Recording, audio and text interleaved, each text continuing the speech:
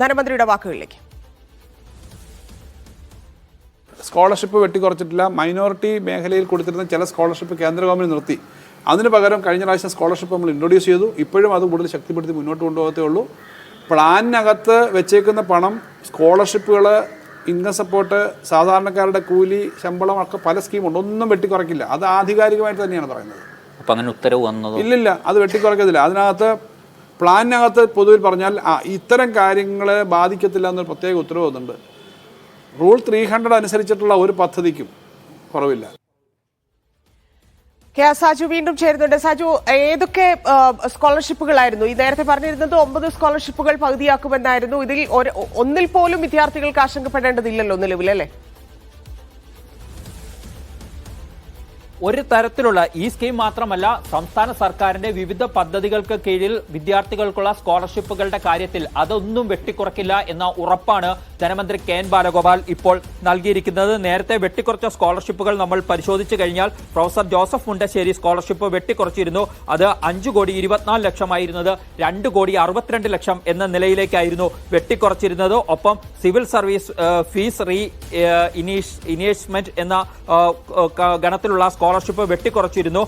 അത് 20 ലക്ഷമായിരുന്നത് 10 ലക്ഷമാക്കിയായിരുന്നു വെട്ടിക്കുറച്ചിരുന്നത്. വിദേശത്ത് പഠിക്കുന്ന ന്യൂനപക്ഷ വിദ്യാർത്ഥികൾക്കുള്ള പ്രത്യേക സ്കോളർഷിപ്പ് ഉണ്ടായിരുന്നു. 1,70,00,000 അത് 85 ലക്ഷമാക്കി വെട്ടിക്കുറയ്ക്കുകയാണ് ചെയ്തിരുന്നത്. അതുപോലെ തന്നെ മറ്റ് IIM IIT വിദ്യാർത്ഥികൾക്കുള്ള സ്കോളർഷിപ്പ് 20 ലക്ഷം ഉണ്ടായിരുന്നത് 10 ലക്ഷമാക്കി വെട്ടിക്കുറച്ചുകൊണ്ടായിരുന്നു ഉത്തരവ്. ഒപ്പം ICWO CS സ്കോളർഷിപ്പ് 57,70,500 ഉണ്ടായിരുന്നത് 28,87,000 ആക്കി വെട്ടിക്കുറച്ചിരുന്നു. UGC നെറ്റ് കോച്ചിങ്ങിനുള്ള 19,17,536 രൂപയുടെ സ്കോളർഷിപ്പ് 9,58,768 രൂപയായി വെട്ടിക്കുറച്ചിരുന്നു. ITC ഫീസ് സ്കോളർഷിപ്പ് 4,02,00,000 ഉണ്ടായിരുന്നത് 2,01,00,000 വെട്ടിക്കുറച്ചിരുന്നു. മദർ തെരേസ സ്കോളർഷിപ്പ് 67 ലക്ഷം ഉണ്ടായിരുന്നത് 33 ലക്ഷമായി വെട്ടിക്കുറച്ചിരുന്നു. APJ അബ്ദുൽ കലാം സ്കോളർഷിപ്പ് 82 ലക്ഷം എന്നത് 41 ലക്ഷമാക്കി വെട്ടിക്കുറച്ചിരുന്നു. ഇങ്ങനെ 9 സ്കീമുകളിൽ ന്യൂനപക്ഷ വകുപ്പിന് കീഴിലുണ്ടായിരുന്ന സ്കോളർഷിപ്പുകളായിരുന്നു സംസ്ഥാന സർക്കാർ ജനുവരി 15-ാം തീയതി വെട്ടിക്കുറച്ചുകൊണ്ടുള്ള ഉത്തരവ് ഇറങ്ങിയത്. ഈ ഉത്തരവ് പൊതുഭരണ ന്യൂനപക്ഷ ക്ഷേമ വകുപ്പ്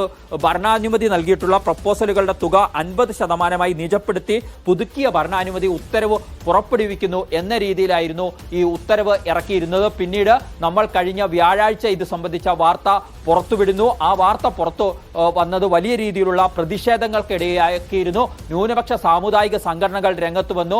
കോൺഗ്രസും മുസ്ലിം ലീഗും അടക്കമുള്ള രാഷ്ട്രീയ പാർട്ടികൾ സർക്കാർ തീരുമാനത്തെ ചോദ്യം ചെയ്തുകൊണ്ട് രംഗത്ത് വന്നു. തുടർന്ന് ന്യൂനപക്ഷ ക്ഷേമ മന്ത്രി V. അബ്ദുറഹ്മാൻ ഒരു വിശദീകരണം നൽകിയിരുന്നു. പക്ഷേ ആ വിശദീകരണത്തിൽ ഈ ഉത്തരവിനെ കുറിച്ച് പരാമർശിക്കാതെ വ്യക്തതയില്ലാത്ത ഒരു വിശദീകരണമായിരുന്നു അദ്ദേഹത്തിന്റെ ഓഫീസിൽ നിന്നും എപ്പോഴാണ് ഉത്തരവായി വരിക?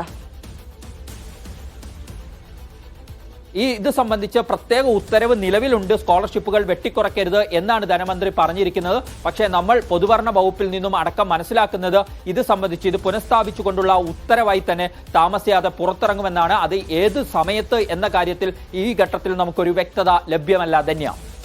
ശരി Saju. India one day big impact ആണ്. ന്യൂനപക്ഷ സ്കോളർഷിപ്പ് വെട്ടിക്കുറയ്ക്കില്ല എന്ന ഉറപ്പാണ് ധനമന്ത്രി കെ.എൻ. ബാലഗോപാൽ നൽകിയിരിക്കുന്നത്.